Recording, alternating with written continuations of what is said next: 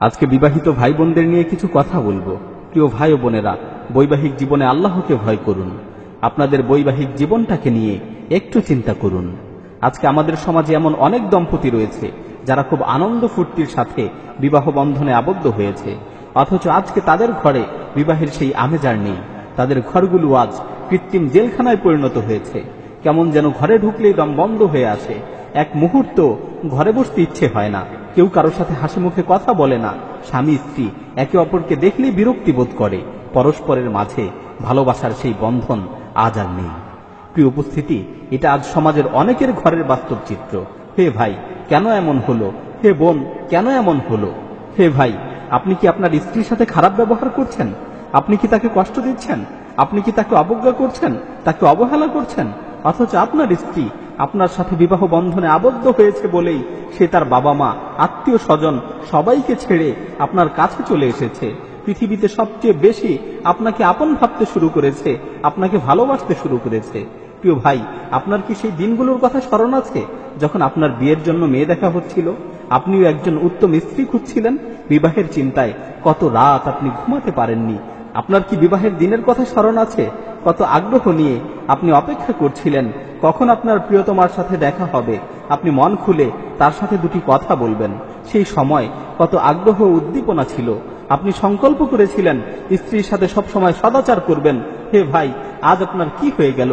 আজকে কেন আপনি তার সাথে খারাপ ব্যবহার করছেন? কেন তাকে অবহেলা করছেন? হে ভাই, স্ত্রীর সাথে খারাপ ব্যবহার করার ক্ষেত্রে আল্লাহকে ভয় করুন। আল্লাহ তাআলা পবিত্র কালামে মাজিদে আপনাদেরকে লক্ষ্য করে বলছেন, ওয়াআশিরুহুন্না বিল মা'রুফ, তোমরা তোমাদের স্ত্রীদের সাথে উত্তম ভাবে বসবাস করো, তোমরা তোমাদের স্ত্রীদের সাথে সদাচার করো। রাসূল সাল্লাল্লাহু আলাইহি ওয়াসাল্লাম বলেছেন, খিয়ারুকুম খিয়ারুকুম লিনিসাইহিম, তোমাদের মধ্য হতে সর্বোত্তম হচ্ছে তারা যারা তাদের স্ত্রীর কাছে ভালো। অর্থাৎ সর্বোত্তম মানুষ হতে হলে স্ত্রীর কাছে ভালো হতে হবে, স্ত্রীর কাছে প্রিয় হতে হবে। মনে রাখবেন, আপনি পৃথিবীর সবার কাছে ভালো ও প্রিয় ব্যক্তি, কিন্তু আপনি আপনার স্ত্রীর কাছে ভালো নন, তাহলে রাসূল সাল্লাল্লাহু আলাইহি ওয়াসাল্লামের দৃষ্টিতে আপনি ভালো মানুষ নন। সুতরাং একজন আদর্শ মানুষ হতে হলে স্ত্রীর কাছে ভালো হতে হবে, স্ত্রীর কাছে প্রিয় হতে হবে। হে বোন, তোমার আজ কি হলো? তুমি কেন স্বামীর অবাধ্যতা করছো, স্বামীর সাথে বিবাদে জড়াচ্ছ?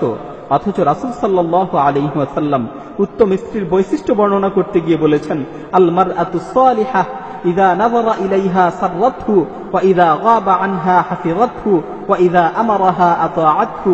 উত্তম স্ত্রী হচ্ছে সে যাকে দেখলে মন প্রফুল্ল হয়, অন্তর পরিতৃপ্ত হয়। স্বামী যখন তার থেকে দূরে থাকে সে নিজেকে সংরক্ষণ করে, হেফাজত করে।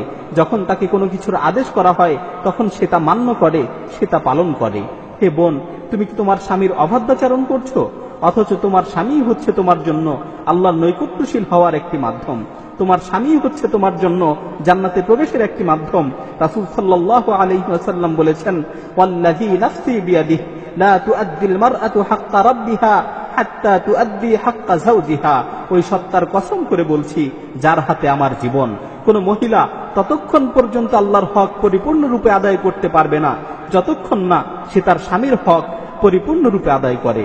মুসনাদে আহমদের অন্য হাদিসে বর্ণিত হয়েছে, রাসূল সাল্লাল্লাহু আলাইহি ওয়াসাল্লাম ইরশাদ করেন, ইযা সাল্লাতিল মারআতু খামসাহা ওয়া সামাত শাহরাহা ওয়া হাফিযাত ফারাজাহা ওয়া আতাআত যাওজাহা কিলা লাহা উদখুলিল জান্নাতা মিন আইয়ি আবওয়াবিল জান্নাতি শি। কোন মহিলা যদি 5 ওয়াক্ত নামাজ ঠিকমতো আদায় করে, রমজানে রোজা রাখে, নিজের লজ্জাস্থানকে হেফাজত করে, স্বামীর আনুগত্য করে, তাহলে তাকে বলা হবে জান্নাতের যেই দরজা দিয়ে তোমার প্রবেশ করতে ইচ্ছা হয় তুমি সেই দরজা দিয়েই জান্নাতে প্রবেশ করো।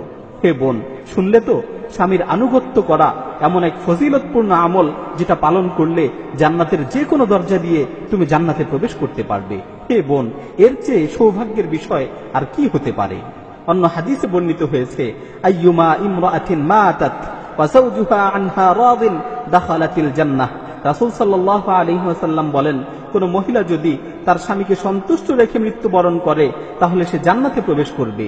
সুতরাং হে বোন, স্বামীর আনুগত্য করো, স্বামীর অবাধ্যাচরণ করো না, স্বামীর প্রতি কৃতজ্ঞ হও, স্বামীর অকৃতজ্ঞতা প্রকাশ করো না।